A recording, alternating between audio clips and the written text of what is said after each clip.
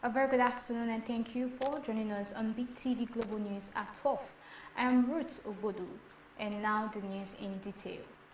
As Prime Minister Narendra Modi approaches the midpoint of his third term in 2026, political focus in India is gradually shifting toward the future of leadership within the Bharatiya Janata Party (BJP).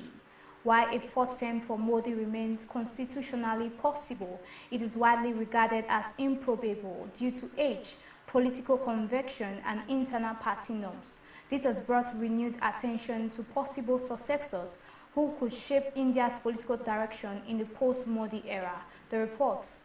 Modi has been the central pillar of Indian politics for more than a decade, redefining governance, electoral strategy, and the BJP's national dominance. Any leadership transition after him would therefore represent a defining moment, not only for the ruling party but for the country's broader political landscape.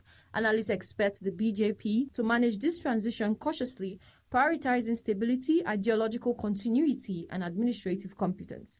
Among the most prominent names in Union Home Minister Amit Shah, Modi's closest political associate and chief strategist. Shah's influence within the party is unmatched, and his role in strengthening the BJP's organizational machinery is widely acknowledged. However, his strong ideological positioning and polarizing public image may pose challenges in projecting him as a unifying national leader beyond the party's core base. Uttar Pradesh Chief Minister Yogi Adityanath is another figure frequently mentioned in succession discussions. Governing India's most populous state has given him administrative experience and visibility, while his ideological appeal resonates strongly with BJP's loyalists. At the same time, concerns remain about his ability to attract centrist and regional voters on a national scale. Union Minister Niti Gadkari represents a contrasting profile. Known for his focus on infrastructure development and pragmatic governance, Gadkari enjoys cross-party respect and a reputation for delivery. His relatively moderate political style could broaden the BJP's appeal, though it may limit enthusiasm among the party's ideological headliners. Former Madhya Pradesh Chief Minister Shivraj Singh Chauhan also remains in the conversation with a record rooted in welfare-oriented governance and grassroots connection. He brings experience and political longevity. However, his national visibility has so far remained limited compared to other contenders. Beyond these established figures, the BJP may consider elevating younger or emerging leaders, aligning with Modi's long-standing emphasis on generational change. While no single younger leader currently commands nationwide stature, the party could adopt a collective leadership phase before settling on a dominant successor. The succession question will also be shaped by the condition of the opposition. A fragmented opposition would ease the BJP's internal transition, while a more united opposition could push the party to project a leader with broader national and coalition-building appeal. BV predicts that the BJP will avoid naming an explicit successor while Modi remains politically active. Instead, multiple leaders are likely to gain prominence simultaneously, allowing the party to test public response and internal cohesion. When a transition eventually occurs, it is expected to be evolutionary rather than abrupt, focused on preserving Modi's political legacy while adapting to changing voter expectations. The post-Modi era, whenever it begins, will mark a recalibration of Indian politics. The choice of successor will not only determine the BJP's future, but will also influence India's governance trajectory in the years ahead. Temitope Oluwafemi reporting for BTV News.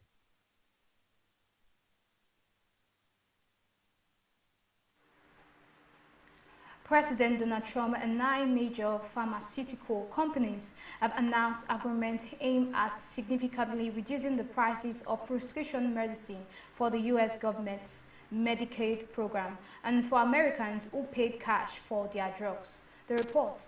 The announcement marks Trump's latest effort to bring U.S. drug prices closer to those paid in other wealthy countries where government often negotiate directly with manufacturers and impose tighter price controls. Prescription drug costs in the United States are among the highest in the world, a long-standing issue affecting patients, insurers, and government health programs. According to the announcement, the deal focuses on lowering list prices and expanding discounted pricing for medications commonly used by Medicaid beneficiaries as well as for uninsured or underinsured patients who pay out of pocket. The participating pharmaceutical companies agreed to adjust pricing structures to make certain medicines more affordable at the point of sale, reducing the financial burden on patients and state Medicaid budgets. The administration framed the agreement as a breakthrough achieved through negotiation rather than legislation, arguing that voluntary cooperation from drug makers can deliver faster relief than lengthy congressional processes. Trump said the deal are designed to ensure that Americans no longer pay substantially more for the same medicines that patients in comparable countries. Medicaid, which provides health coverage to tens of millions of low-income Americans, is jointly funded by the federal government and the states. Rising drug prices have placed increasing pressures on the program, often forcing states to limit coverage or negotiate aggressively with manufacturers. Lower prices could ease those pressures and expand access to essential medications. For cash-paying patients, the deal are expected to reduce the gap between list prices and what insured patients pay after rebates, a disparity that has drawn criticism from patient advocacy groups. By lowering upfront prices, the administration said patients without insurance may see more immediate saving at pharmacies. Pharmaceutical companies involved in the agreement said they are balancing affordability with the need to continue investing in research and development. Industry representatives emphasized that the deal applies to specific medicines and programs rather than across-the-board price control. Health policy experts noted that while the agreement could bring meaningful savings, their overall impact will depend on how broadly the price cuts apply and whether they are sustained over time. Some critics also question whether voluntary deals can achieve the same long-term reductions seen in countries with centralized price-setting systems. The announcement adds to ongoing debates over how best to control drug costs in the United States. The administration signaled that additional negotiations and policy actions could follow as part of a broader strategy to reduce healthcare costs nationwide. Evelyn Izibla reporting for Beetv News.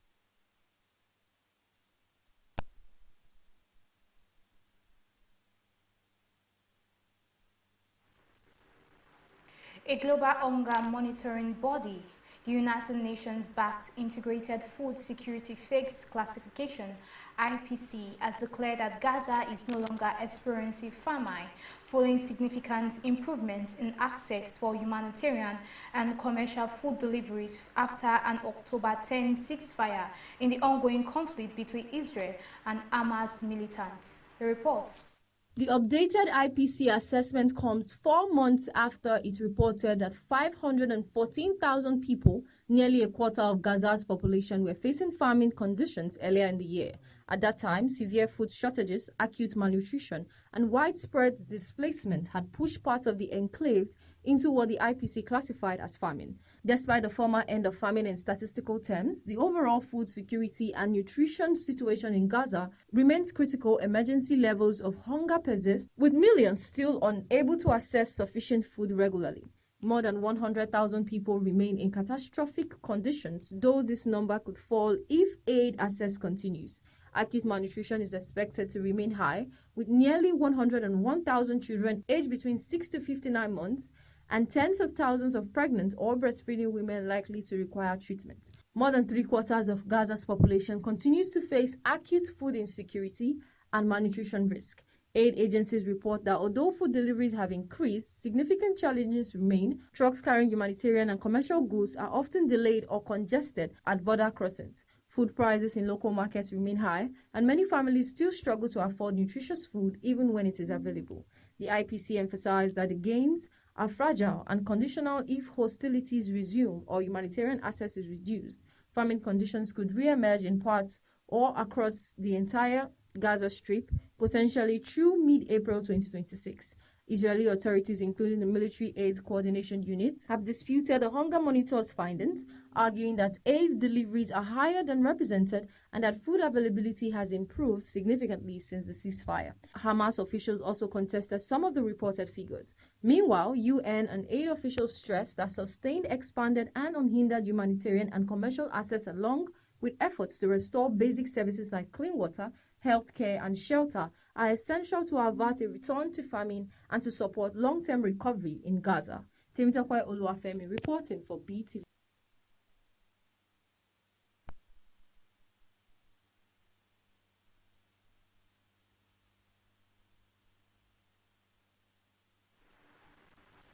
Russia President Vladimir Putin said on Friday that Russia has agreed to make compromises on ending the war in Ukraine, but further progress now depends on Ukraine and Western leaders. We report.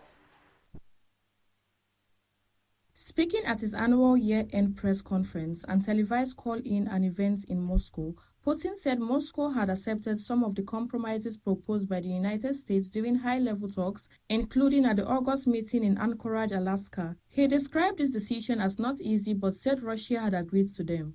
"We were asked to make compromises, I agreed," Putin said, adding that the next step lies with Ukraine and its Western partners.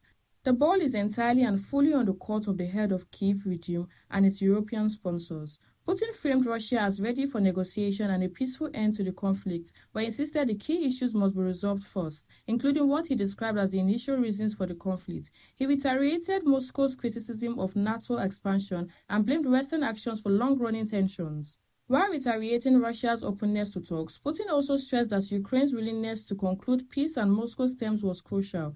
He denied that Russia was dragging out negotiations or rejecting peace proposals and praised the U.S. President Donald Trump for his effort to broker a settlement. Putin's remark came as Ukraine and Western allies continue to push for a negotiated end to the nearly 4-year conflict. Kyiv has repeatedly said it supports peace negotiations, but has rejected conditions that would require major territorial concessions or limits on its future security alliances. The Russian leader's comments underline the current diplomatic stalemate. Russia claims it has shown flexibility but insists that Ukraine and Western governments must now respond with concrete actions to move talks forward.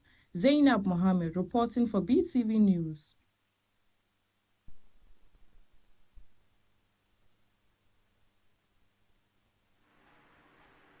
A regional court in action, Western Germany, on Friday, December 19, 2025, sentenced a 61-year-old man identified only as Fernand under German privacy laws to 8 years and 6 months in prison after finding him guilty of repeatedly drugging and sexually assaulting his wife and posting videos of the attacks online. The Aachen Regional Court convicted Fernando P. of aggravated rape, sexual coercion, dangerous bodily harm, and violating his wife's intimate privacy by making and distributing recordings of the crime. Prosecutors presented evidence that the abuse took place over several years, from 2018 to 2024, in the couple's former home. According to the court, Fernando P. secretly sedated his wife with drugs without her knowledge, then sexually assaulting her while she was unconscious or incapacitated. He filmed many of the assaults and made the footage available online in chat groups and on internet platforms where other users could access the material. The investigation and later trial were carried out with sensitivity to the victim's privacy. Much of the proceedings took place behind closed doors to protect her identity, though she was permitted to testify and describe the emotional and psychological impact of the attack. Court officials explained that Fernando P. violated the most intimate sphere of private life, personal rights through the recordings, a separate criminal offense in German law in dozens of instances alongside the sexual assault charges.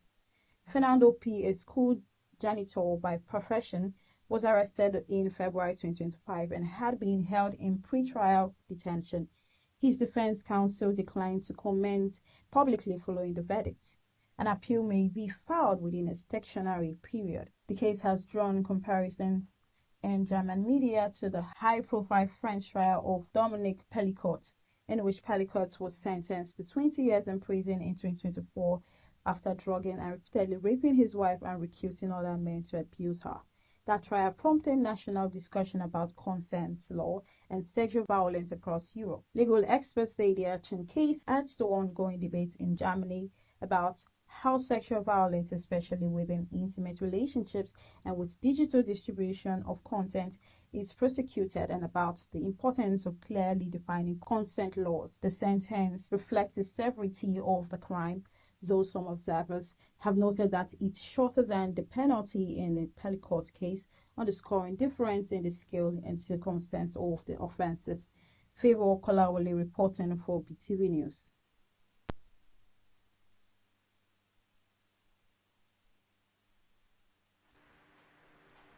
The The Bank of Japan (BOJ) on Friday raised its key short-term interest rate to 0.75%, the highest level in roughly 30 years, marking a landmark step away from decades of ultra-loose monetary policy and near-zero borrowing costs.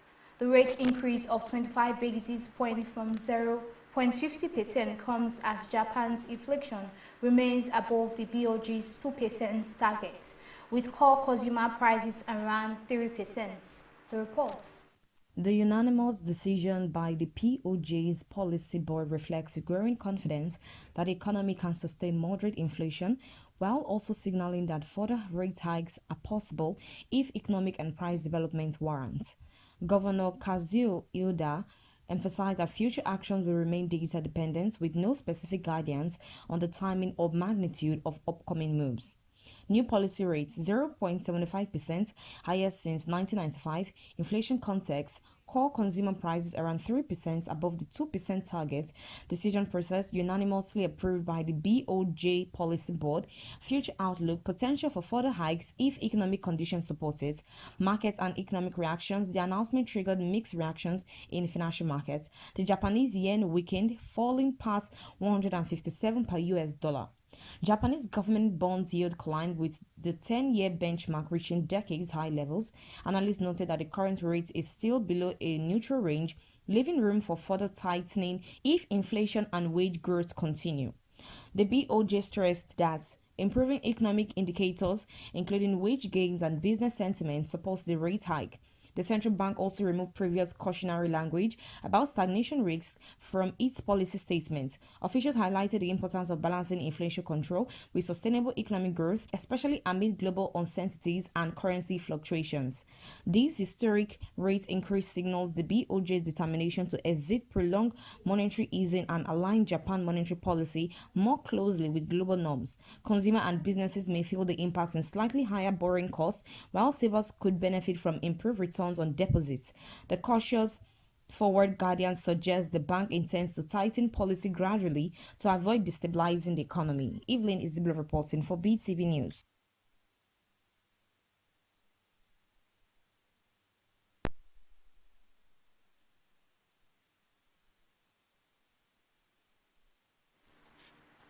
And now to the business news. Orlando PLC hosted its 2025 legal seminar, bringing together law students from 6 Nigeria universities as part of a capacity building initiative that has run consistently for 14 years. The report.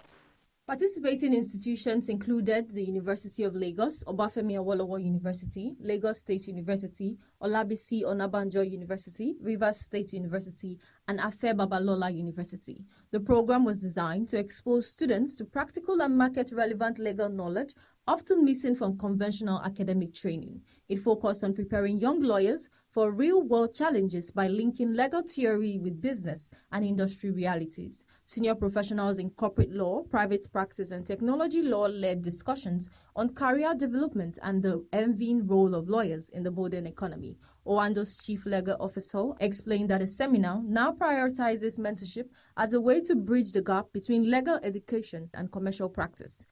The Central Bank of Nigeria has earned an estimated 192 million naira in non-refundable fees following the approval of final licenses for 82 Bureau de Change operators under its revised regulatory framework. The estimate is based on the fee structure contained in 2024 guidelines governing BDC operations. The licenses, which took effect from November 27, 2025, were issued under the Central Bank's regulatory powers and forms part of efforts to strengthen oversight of the foreign exchange market. The newly licensed operators were announced publicly by the bank in early December. Of the 82 approved firms, 2 were classified as Tier 1 operators, while the remaining 80 fell under Tier 2. The classifications determines the level of application and licensing fees paid, as well as the minimum capital requirements each operator must meet.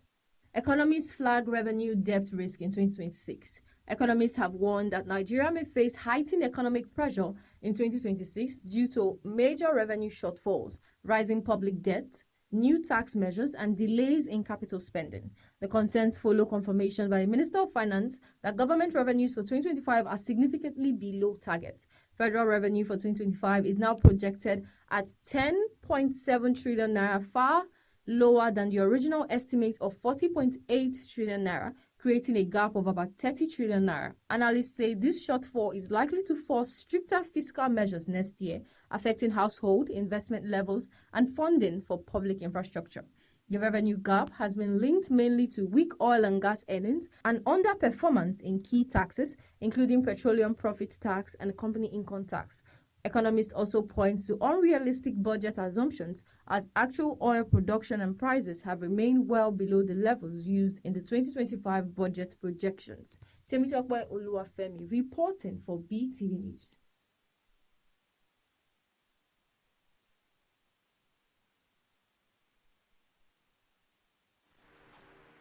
And now to the entertainment news. Nigeria singer Habib Okikiola, known as Portable, has addressed a reported altercation that occurred at Odumodu's Blog's concert. Videos circulating online earlier showed the controversial artist involved in a physical confrontation with unidentified individuals at the venue. And also, Timothy Chalamet teams up with ESD Kid to quash alter ego's rumors. The report. According to Possible, the incident began as he was entering the concert when someone allegedly made a provocative remark to him. He claimed the comment drew the attention of people nearby and quickly heightened tensions around him. The singer said he refused to retreat and stood his ground as the situation escalated.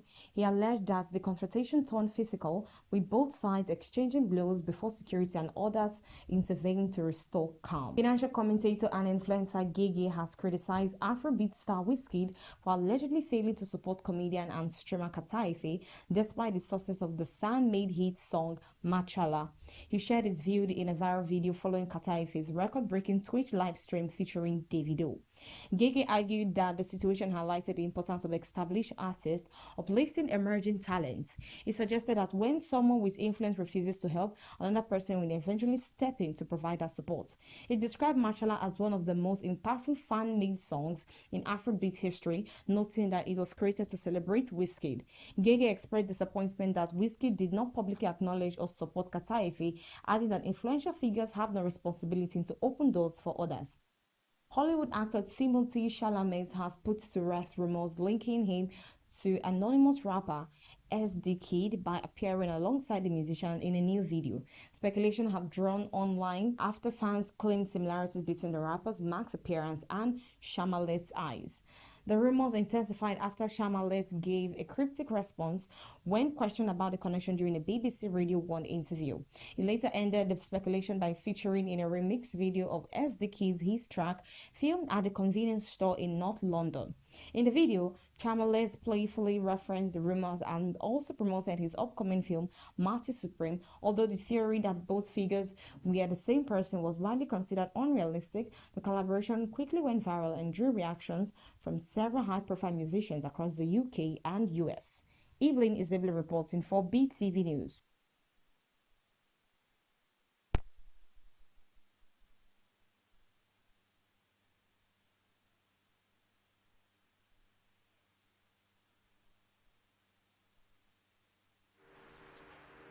And that's all on our 12 p.m. Global News. Thank you for joining and stay tuned for our 3 p.m. news updates. I am Ruth Obodu.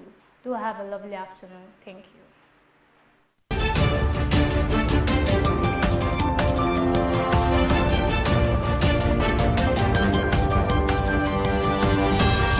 you.